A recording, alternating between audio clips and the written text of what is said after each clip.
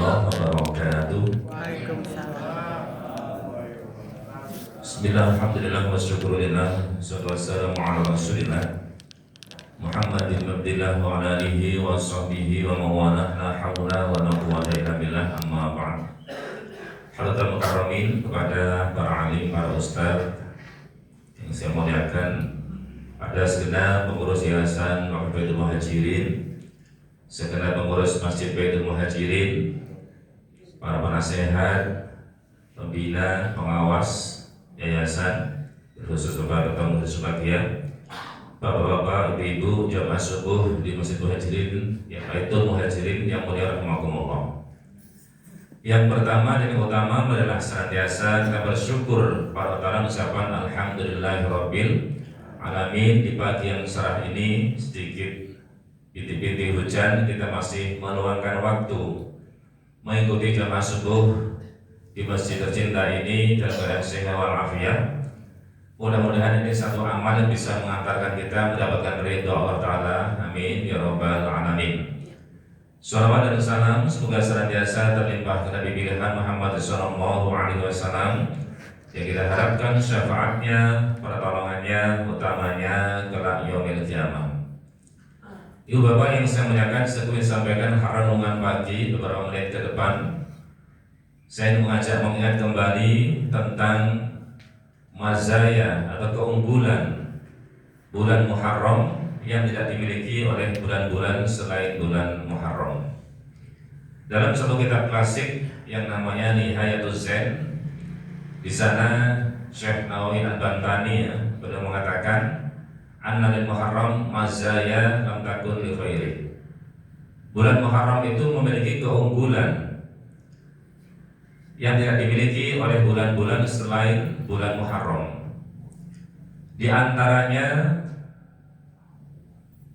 anna Adam khuliqa fihi wa tiba alaihi fihi.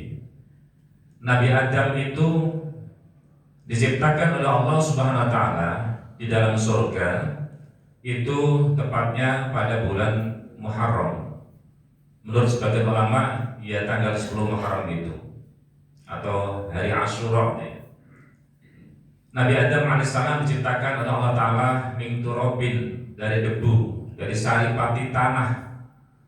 Berbagai macam saripati tanah di permukaan bumi ini diambil, kemudian dibentuk seperti boneka dari tanah, yang dalam hadis Nabi dikatakan situna diro'an, tingginya Nabi Adam 60 hasta, kira-kira 30 meter kurang lebih. Jadi tinggi banget.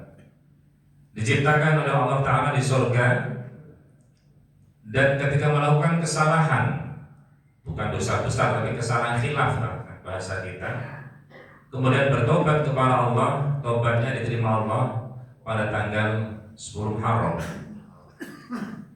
Kemudian Nabi Nuh alaihissalam ketika memohon Allah Ta'ala, ketika berdakwah, menanamkan tauhid, membina iman, meluruskan akidah umat, tantangannya berat, pengikutnya cuma sedikit, 80 orang.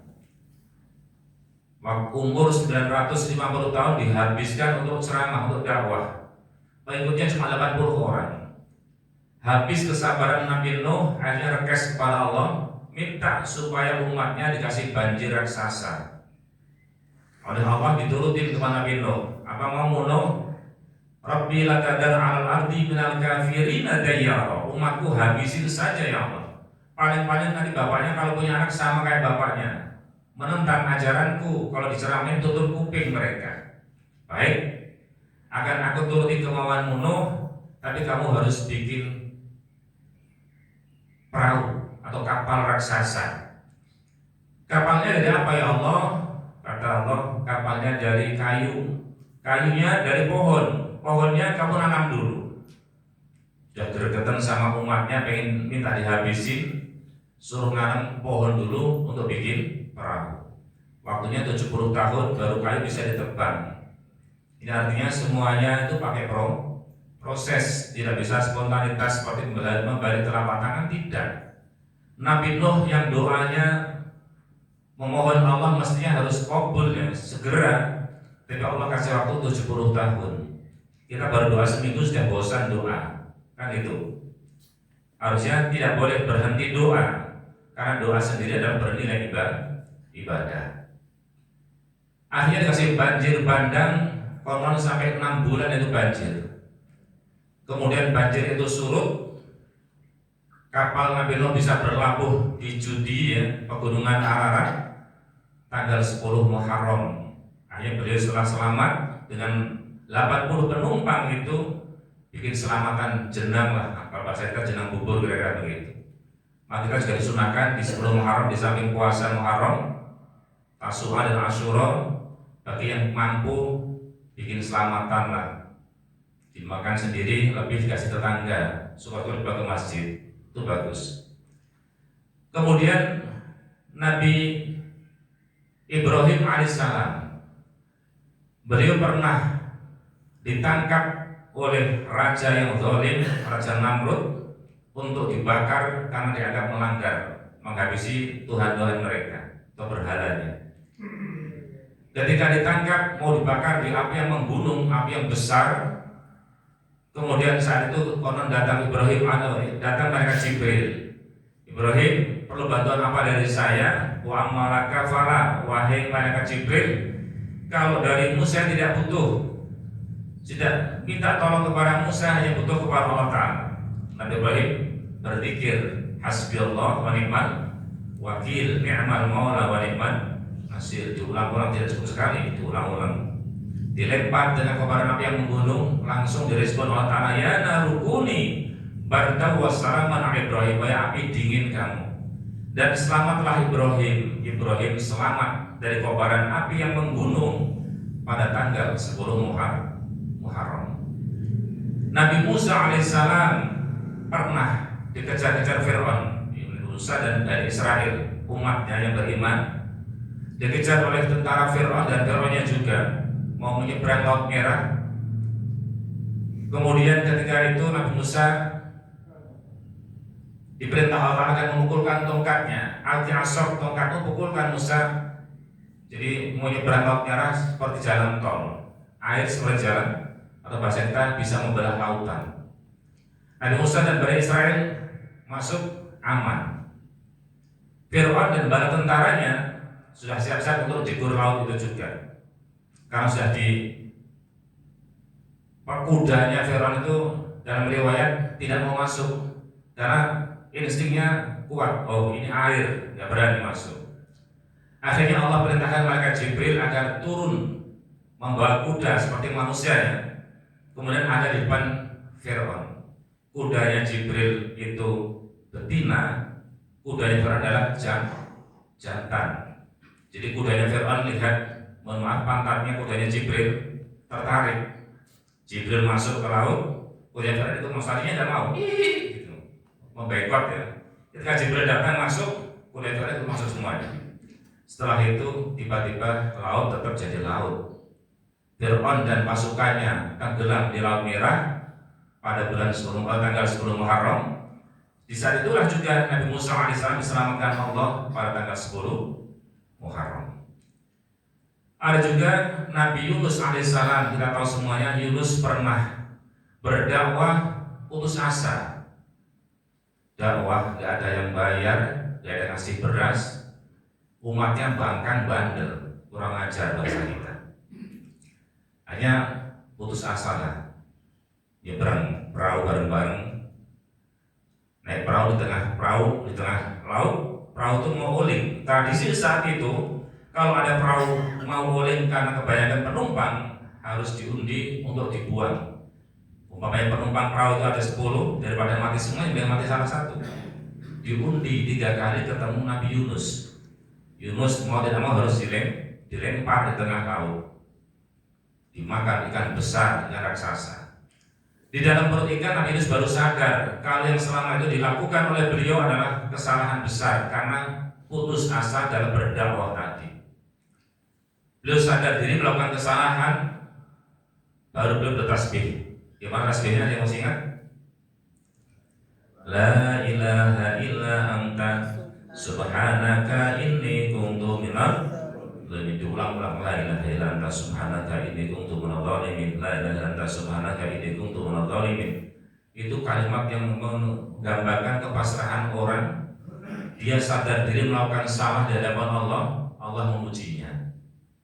Langsung dengan kalimat itu Allah selamatkan Nabi Yunus. Di Al-Quran Allah merespon perkataan Nabi Yunus tadi, falaula annahu kana minal mustabbihin la bisa fi qatlihi ila yaumil ma'sur. Seandainya Yunus tidak bertasbih di dalam perut ikan itu, sungguh Yunus akan ada di perut ikan sampai hari kebangkitan, sampai hari kiamat. Maksudnya, kalau Nabi Yunus tidak bertasbih, la ilaha illa anta subhanaka inni kuntu minadh dhalimin tadi, Yunus akan meninggal di situ. Mafhum mukhalafahnya atau pemahaman terbalik, karena Yunus bertasbih di dalam perut ikan, maka Yunus diselamatkan Allah Subhanahu wa ta'ala. Kapan itu? Pada tanggal 10 Muharram. Kalau kita punya permasalahan hidup, tidak usah datang ke dukun paranormal, cukup perbanyak kalimat la ilaha illa anta subhanaka inni kuntu minadh dhalimin. Nabi Yunus selamat dari himpitan perut ikan karena baca tasbih tadi. Buat kita bersama tidak harus dimakan ikan dulu. Selamat dari himpitan krisis ekonomi, permasalahan hidup, dan keluar dari itu perbanyak kalimat tasbihnya Nabi Yunus. 10 Muharram Yunus selamat. Nabi Isa alaihissalam juga pernah mau dibunuh oleh kaumnya yang jahat itu, diselamatkan oleh Allah Ta'ala, diangkat ke langit oleh malaikat Jibril.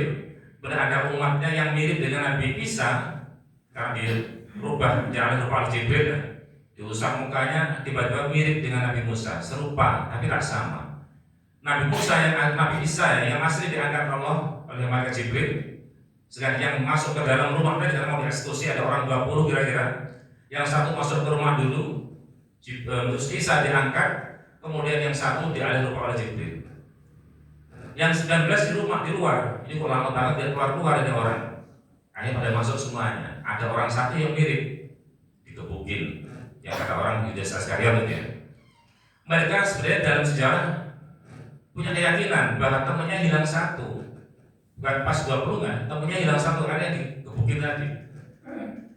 Itu nama bahasa Qurannya wa makaru makarallah wa khairul makirin. Mereka orang-orang umatnya Isa merekayasa ingin bunuh Nabi Isa, Allah rekayasanya lebih hebat lagi, yaitu Isa diangkat oleh Allah selamat pada tanggal 10 Muharram.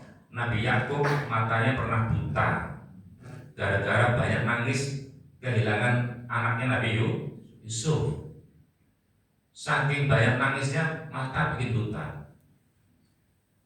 Akhirnya Allah sembuhkan itu ketika keluarganya atau saudaranya Yusuf membawa pakaian kamisnya ini bawa pulang. Yang dulu awalnya dia bohongin orang tuanya, nih kamisnya Yusuf berdarah, Yusuf telah mati. Dan setelah sadar, saudaranya juga bawa kamisnya Yusuf bukan karena darah tapi bersih, dicium oleh Nabi Yakub dengan izin Allah. Berkah ciuman tadi ya, diusapkan ke mukanya tadi, matanya Nabi Yakub sembuh total, normal kembali, dan itu tanggal 10 Muharram. Banyak sekali riwayat-riwayat yang menjelaskan tentang kehebatan keunggulan bulan 10 Muharram dan 10 Muharram. Karena itu bagi kita bersama, marilah momen ini bagi yang mampu puasa sunnah, tasu'ah dan asyura kita puasa. Yang punya rezeki lebih bersedekah, beramal, bikin selamatan keluarga barangkali pada tanggal 10 Muharram adalah ajaran para nabi-nabi terdahulu. Allah menolong, mengasihi, menyayangi kepada kekasih-kekasihnya di tanggal 10 Muharram. Demikian sebelum renungan pagi, berkah kita semuanya, berikan kesehatan selalu kepada kita semuanya, anak cucu kita, dan sahabat kita, kawan kita yang kurang sehat, Allah berikan kesembuhan kembali sehingga bisa optimal beribadah kepadanya. Amin ya rabbal alamin. Subhanallah wa bihamdik, asyhadu an la ilaha illa anta, astaghfiruka wa atubu ilaik. Assalamualaikum warahmatullahi wabarakatuh. Waalaikumsalam warahmatullahi wabarakatuh.